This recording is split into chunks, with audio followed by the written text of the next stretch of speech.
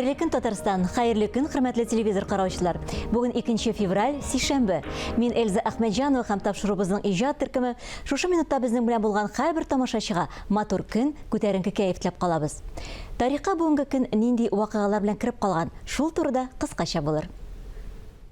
Бүген Совет гаскәрләре Сталинград бәрелеше. Тапшырубызны Татар йөзе рубрикасы дәвам итә.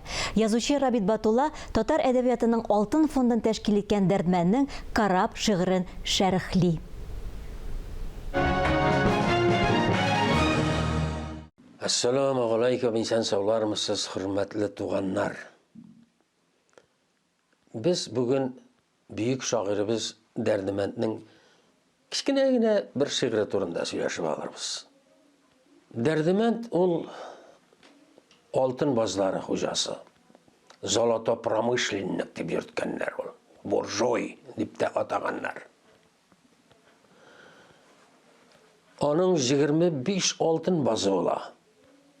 Золотые прииски. Шуларның 7-се иң алтын күп булган базлар. Ягъни аның кулында бик зур байлык топланган. Ләкин ул шагыйрь һәм бик шагыйрьләрнең берсе. Тукай да аны бик зур хөрмәт иткән. Ул да Тукайны хөрмәт иткән. Гәрчә аларның арасында бәләкәй генә кара мәче җигереп уза, бер-берсе белән шигъри дуэлгә кирип карыйлар алар. Менә ул вакытларда, ничек дип әйтим, экзистенциалистлар дип атабыз, атай торган шагыйрьләр була. Экзистенциалистлар, ягъни күңел төшенке булган шагыйрьләр, төшенкелеккә бирелә торган шагыйрьләр булган. Әйтик, Пол Верлен, Малларме, французларда, әйтик, төркләрдә, Яхья Кемал Баятлы, бездә дә бар андый шагыйрьләр. Сәгыйть Рәмиев, Абдулла Тукай, Дәрдмәнд. Дәрдмәнднең 1908 елда чыккан кичкенә генә шигыре бар, Карап дип атала. Шаулый диңгез, җил өрәдер, җилкәнен киргән карап. Төн вә көндез ул йөрәдер, юл бара, ят ил карап. Купты җилләр, чыкты дулкын, ил карабын җил сөрә. Кайсы юллар, нинди упкын, тарта безне җан сырап. Шигырь тәмам. Күрәсезме нинди картина? Каты давылда кичкенә генә бер көймә җилкәннәрен киереп каядыр бара. Бәхет эзләп бара. Бик күп ассоциациялар монда булырга мөмкин. Милләт чагышты. Милләт битендә ул карап. Безнең татарның карабы батарга мөмкин. Чыкты җилләр, купты дулкын.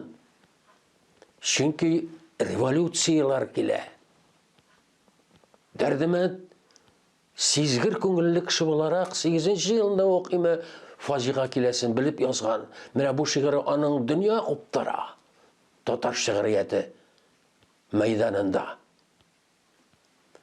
Менә ниндидер теге өметсезлек тә бар. Нинди упкын, кайсы юллар тарта безне җан сырап. Һәм аның күңеле сизгән бит, сизгән. Революция килер, байларны атарлар, таларлар, урта хәлдә дип бөтен крестьяннарны төрмәгә тутырып бетерерләр. Интеллигенцияны гулакларга утыртып атып бетерерләр. Сугышлар чыгар, сугышларда бик күп ирләребез кырылыр, ата-бабаларыбыз кырылыр. Менә нәрсә турында алдан әүлия кебек күренгән. Бу шигырьне аңлар өчен белем кирәк. Фәлсәфә кирәк. Аның астарлы сүзләрен аңларга кирәк. Шулай итеп без Дәрдмәнднең Карап дигән шигыренә бераз игътибар иттек. Хәзер инде хушлашабыз, сау булыгыз. Туры эфирда хәерле көн Татарстан тапшыруы барыгызга да матур көн теләп дәвам итәбез. Рәшит Мостафинны халык арасында гармончылар патшасы дип йөртәләр. Милли җыр һәм биюләргә жан өреп, аларны тамашачы белән тоташтыручы Татарстанның халык артисты Рәшит Мостафинга күптән түгел 75 яшь тулды. 12 февральдә Рәшит абыны без студиябызга кунакка китәбез. Ә бүген сезгә, хөрмәтле тамашачылар, атаклы гармончы башкаруында попури тәкъдим итәбез.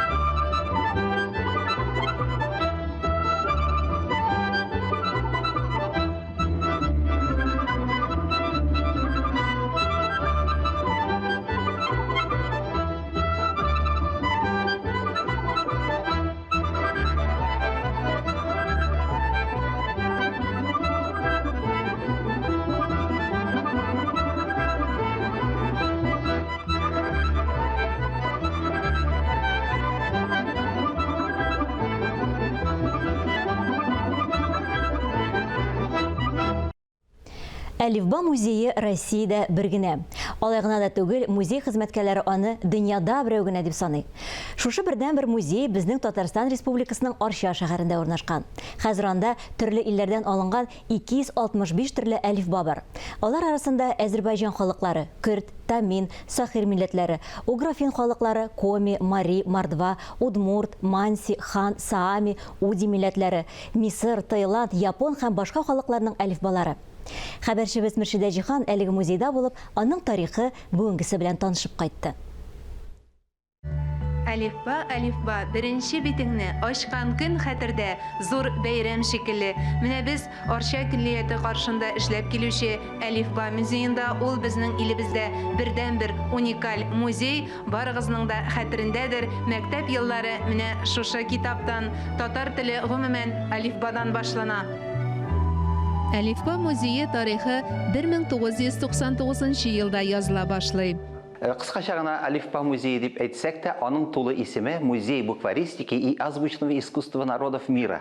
Менә шундый аның исеме. Ә без инде аны Әлифба музее дип йөртәбез. Музей җитәкчесе Дамир Тажиев биредәге һәр экспонат турында сәгатьләр буе тәфсилләп сөйли ала. Музейны оештыручы Хөсәйн Фатих улы һәм элеккеге җитәкчесе Сания Камалетдиновадан кабул итеп алган эшне ул күңел биреп башкара. Әлифба музееның беренче залы, шушы Әлифба авторлары Сәләй Вагизов белән Рәмзия Валитова хөрмәтенә аларның залы дип без аны йөртәбез. Менә шушы зал Сәләй Вагизов белән Рәмзия Валитова, алар бик озын гына гомер юлы үткән кешеләр. Озын гомер юлында әлифбаны язудан тыш музейын булдыруда да катнаша Сәләй Вагизов белән Рәмзия Вәлитова. Әлеге язу өстәле һәм андагы һәр экспонатны алар үз куллары белән тапшырып калдырган. Шулай ук алар турында мәгълүмат күп җыелган биредә, документлары, характеристикалары һәм әлбәттә әлифба китапларының төрле елларда чыгарылган басмалары. Әлифбалар менә беренче әлиф басымынсы, аннан соң менә бу кыз һәм тышында төшкән һәм малай менә монда кулын күтәреп тора. Төрле төсләрдә, төрле тышлыкларда ул алифбалар менә шулай итеп басылдылар.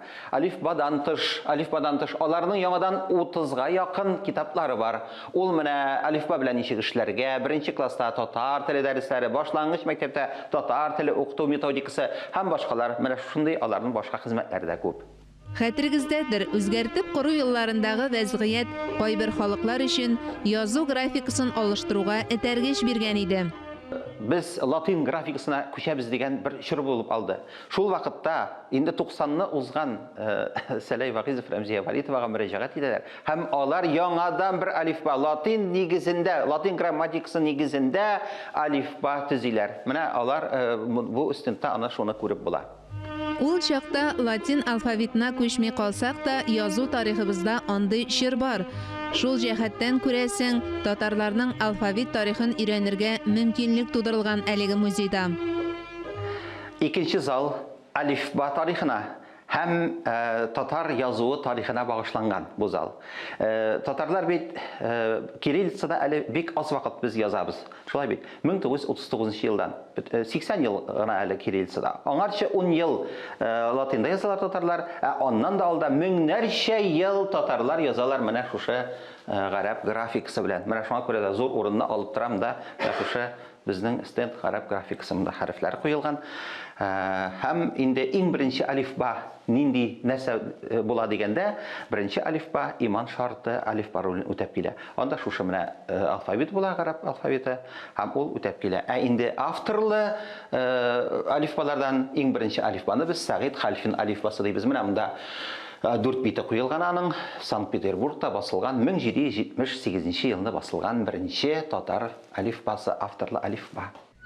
Яңалыкка омтылучан, эзләнүчән музей хезмәткәрләре бигрәк тә Арча педагогика көллияте җитәкчелеге тырышлыгы белән Алифба музее 2018 елда шушы халәткә китерелә. Алифба тарихы белән кызыксынучылар өчен тагын бер кызыклы зал ачыла. Üçüncü залда dünya халыклары алифбалары тупланган. Менә монда 4 экспозиция, бу якта 4 экспозиция, 8 экспозициядә менә монда 160 алифба. Алар дөньяның 67 телендә. Гомумән безнең музеебездә 300-га якын алифба бар, алар фондларда сакланалар. Педагогика көллиятенең икенче катындагы кичкенә генә бер бүлмәсеннән башланган музей көннән-көн үсә, яңара. Мәктәп укучылары да, студентлар да, кем генә килсә дә, яңа бер дөнья ачкандай була. Алифба музейын барлыгын белгәч, әлбәттә мин бу музейны да карап кайтырга теләдем, чөнки бер җирдә булмаган, моңарчы ишетмәгән музей һәм монда килүемнән үкенмәдем, чөнки бик тә кызыклы һәм бик күп яңа мәгълүмат, бик күп кызыклы мәгълүмат туплап кайтам.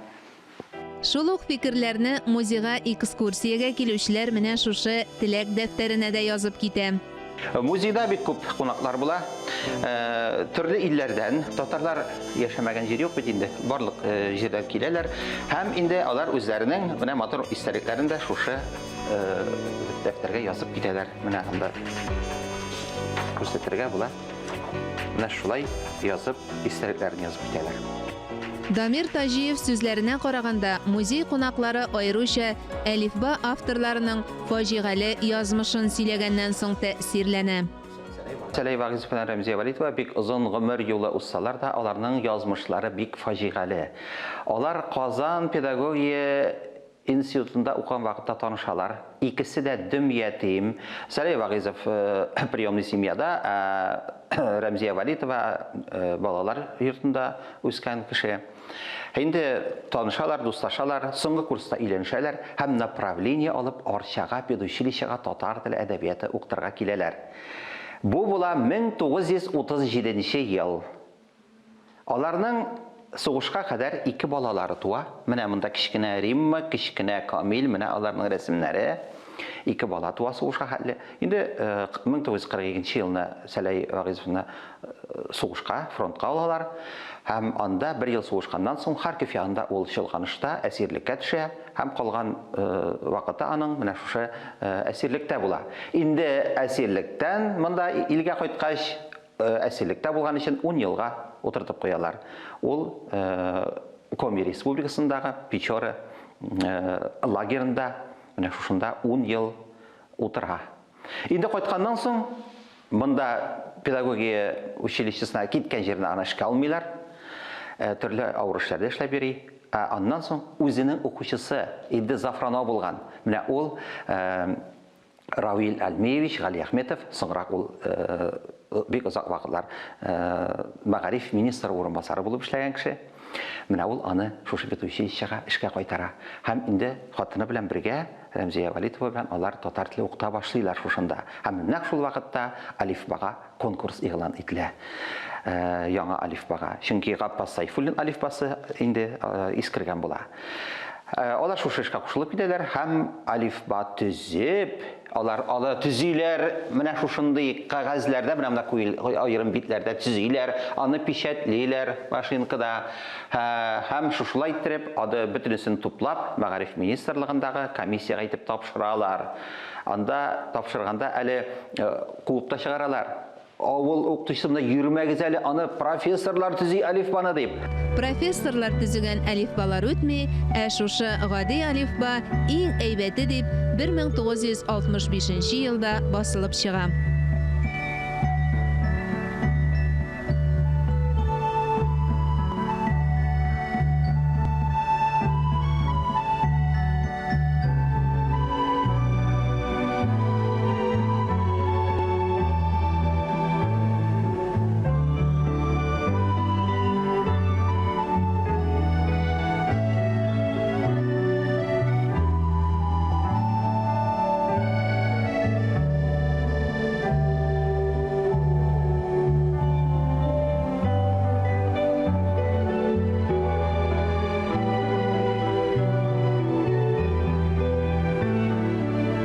Тормышта ике мөгъҗизаны инкар итеп булмый. Берсе тау ташларына тишеп чыккан чишмә кизләү, икенчесе алифба дип искәрткән Гариф Ахунов. Чыннан да, берсе аларның тамак сусавын басса, сулыш юлларын киңәйтсә, икенчесе рухыбызга кудрәт өсти, тормыш юлларын киңәйтә. Әйтеп үткәнебезчә, бүген халыкара Гавай гитарасы көне. Безнең телевидение фондында музыкант Сәгыйть Алиевның Гавай гитарасында башкарган 1992 елда язып алынган видеоязмалары саклана. Шуларның берсен сезнең игътибарыгызга тәкъдим итәбез. Мин Эльза Әхмәтҗанова сезнең белән сау булашам. Исән-имин булыгыз.